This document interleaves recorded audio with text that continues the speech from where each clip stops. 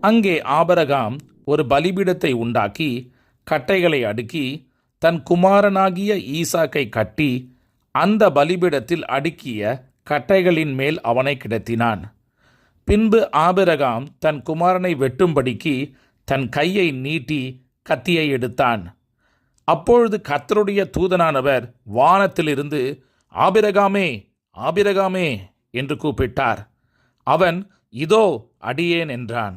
அப்பொழுது அவர், பிள்ளையாண்டான் மேல் உன் கையை போடாதே, அவனுக்கு ஒன்றும் செய்யாதே.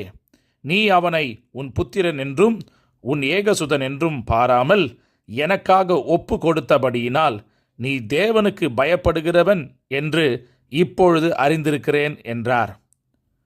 ஆபிரகாம் தன் கண்களை ஏறெடுத்து பார்க்கும்போது, இதோ பின்னாக புதரிலே தன் கொம்புகள் சிக்கிக் கொண்டிருந்த ஒரு ஆட்டுக்கடாவை